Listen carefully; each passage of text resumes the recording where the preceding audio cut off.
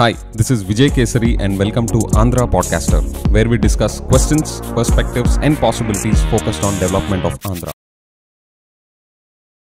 Welfare and development మీద వచ్చినప్పుడు sir, what is the ideal percentage? Because I'm looking out for somebody to help me fix the number, at least as a guiding number, to say, ఇదిగో మన బడ్జెట్లో ఇంత percentage వెల్ఫేర్కి వెళ్తే మంచిది, ఇంత percentage డెవలప్మెంట్కి వెళ్తే మంచిదని, not a blanket statement sir, in the context of Andhra Pradesh. What is that percentage, sir? Great question. Percentage is a bad idea. Forget percentage.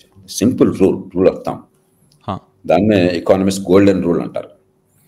అప్పు చేసిన డబ్బు పెట్టుబడులకు వెళ్ళాలి తప్ప, సంపద పెంచడానికి వెళ్ళాలి తప్ప, పంపిణీలకు వెళ్ళకూడదు. That's all.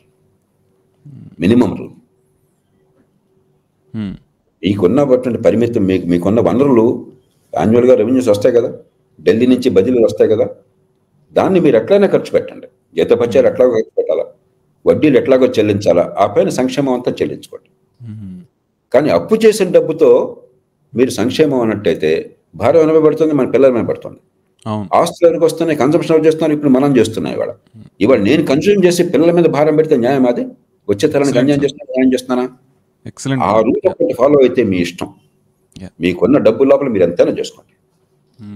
దానిలో కూడా ఇందాక మనం అనుకున్నట్టుగా ఉత్తరప్రదేశ్ కానీ లేకపోతే ఒరిస్సా కానీ దానిలో కూడా పొదుపు చేసి మిగులు సాధిస్తున్నారు. అది చేస్తే ఇంకా మంచిది. అది చేయకపోయినా మీ ఇష్టం.